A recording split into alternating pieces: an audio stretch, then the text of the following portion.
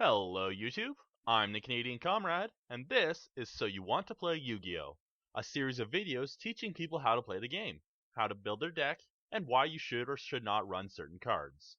In this video, I'll be introducing the game and going over the very basics of how the game is played. Yu-Gi-Oh! Started as a shonen horror manga about a boy possessed by the ancient spirit of a puzzle. When the boy or those around him was threatened, the spirit would take over and play a shadow game with the culprits, which almost always ended in them being driven insane, mutilated, or outright killed. During the course of this manga, and later the anime, one of the games featured was a game called Duel Monsters, which featured demonic monsters fighting each other. Demand for merchandise based on this game grew to the point where a movie was made based on the game, and cards were released to tie into it.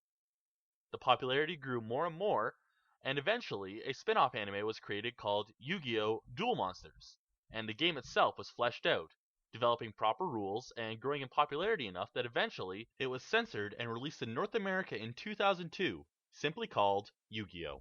So, how does it work? Well, each player starts with 8,000 life points, a hand of 5 cards, and their goal is to reduce their opponent's life points to 0. Each turn, with the exception of the player going first, the turn player will draw a card, then summon monsters, activate spell cards, and set or activate trap cards, with the intent of making their field better or making their opponent's field worse until the victor is decided. Now, let's discuss each card type. At its most basic level, there are 3 types of cards: monsters, spells, and traps. Spell cards are green, trap cards are pink, and monsters are, well, everything else. There are also cards called pendulums, but we'll talk about pendulum summoning in a later video. Let's start with the main deck and discuss the monsters. Each monster has a type, attribute, level, attack power, and defense power. Their level is represented by the stars below their name, their attack and defense are the little numbers at the bottom, their attribute is the colored kanji symbol next to their name, and their type is directly below the art. There are 3 types of monsters in the main deck. 4 if you include pendulums, but I'm not going to talk about them right now. Normal monsters are beige and do not have an effect. They generally also have pretty neat flavor text. Ritual monsters are blue and cannot be summoned in the same way other monsters can. These monsters require special ritual spell cards. They also require special tributes, and I'll go over tributing later as well. Effect monsters are brown, and their effect is written where normal monsters would have their flavor text. These are, by far, the most common types of monsters you'll see in the game. Almost every single Xyz, Synchro, Ritual, and Fusion type monster has an effect, and one of the most important things you're going to be doing in this game is reading those card effects and understanding how they impact the game. Next, there are spell cards. Unlike monsters, every single spell card is green, but there are still many different kinds, and they're represented by a small icon next to where it says spell card. Spell card effects also follow the same types as monster effects, and I'll go into detail about what general monster effect types are in the game in another video. Finally, let's talk traps. Trap cards are generally your go-to in order to stop your opponent's plays, hinder them, and just generally annoy them. There are trap cards that further your own goals, but one thing to keep in mind is that every single trap card and trap effect, unless otherwise specified, is what's called Spell Speed 2, with the exception of counter traps. I'll go into spell speeds later on in this video. Another note is that, unlike spells, trap cards must first be set, or played face down, and cannot be activated the turn that they're set. So, with those card types out of the way, let's talk about the field itself and how a general turn goes. Each player has 5 monster zones, 5 spell and trap zones, a field card zone, a graveyard, a banished zone, their pendulum zones, and, of course, their main deck and extra deck zones. We'll be going over the extra deck itself in other videos. During each turn, a player will have a draw phase, a standby phase, their main phase, and their end phase. If they have monsters and wish to battle, they can also enter the battle phase, then proceed to their second main phase. At the start of the turn, each player draws a card, with the exception of the player going first. During the standby phase, the opponent can generally activate their spell speed 2 cards and effects, and many cards have effects that activate during the standby phase. During the main phase is where most things happen. The game state is considered open here, and it is here that players can choose to do multiple things. Number 1. They can normal summon a monster or set one face down. Unless otherwise specified by a card effect, each player can only normal summon or set one monster per turn. The exception to this rule is flip summons. If a monster was already face down at the start of your turn, you can flip summon it to face up attack position. This is not considered your normal summon of the turn.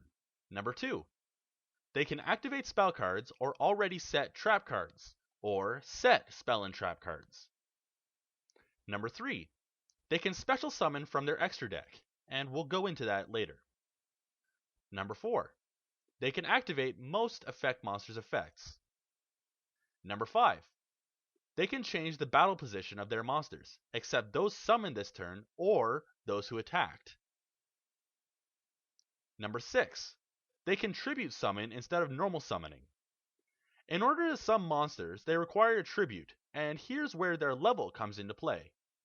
If a monster is level 4 or below, they require no tributes. If they are level 5 or 6, they require 1 tribute, and if they are level 7 or above, they require 2 tributes. Tribute summoning is considered a normal summon, so if you've already normal summoned, you cannot tribute summon as well. Bear in mind, this is also different from ritual summoning or tribute summoning a monster as part of a card effect. If it is not the very first turn of the game, and the turn player has a monster that is able to attack, they can then choose to proceed to the battle phase. Now, the battle phase itself is incredibly complicated, so I'll be devoting a video to that later. For now, though, when attacking, first you must choose a monster to attack. If your opponent has any monsters, unless otherwise specified, you must attack those first. If you attack a monster in attack position, the monster with the lower attack is usually destroyed, and the loser takes damage equal to the difference.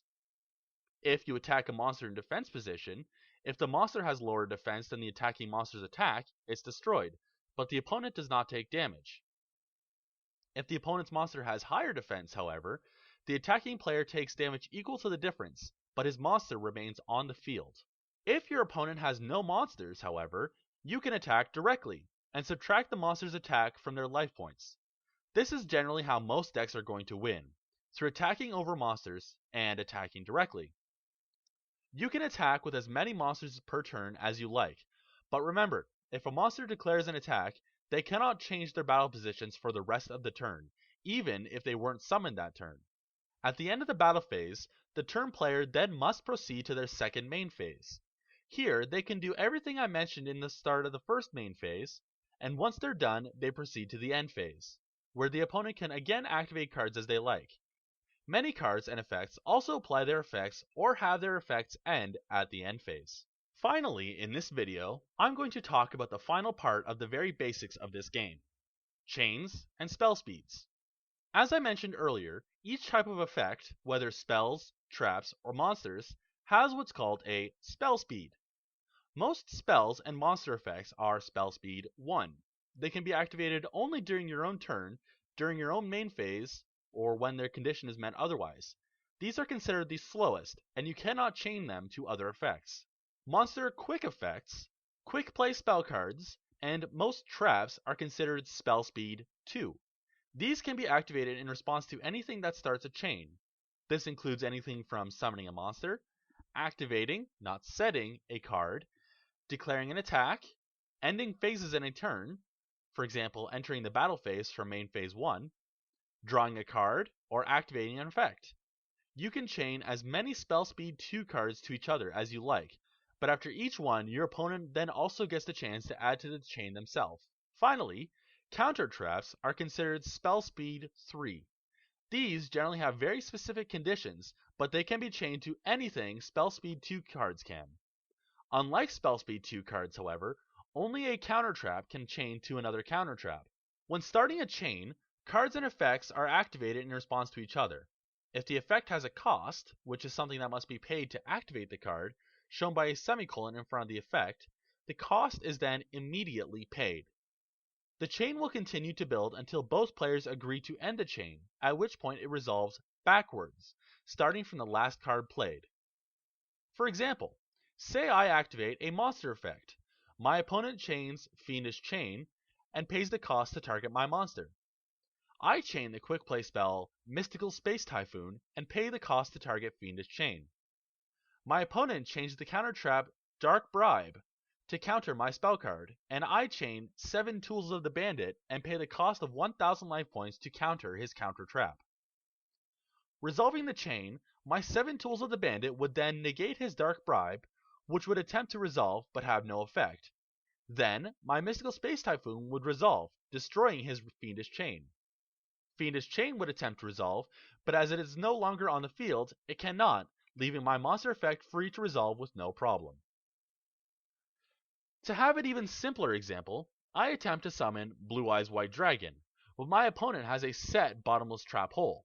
Upon activating it, it will resolve and my monster will be destroyed, then banished.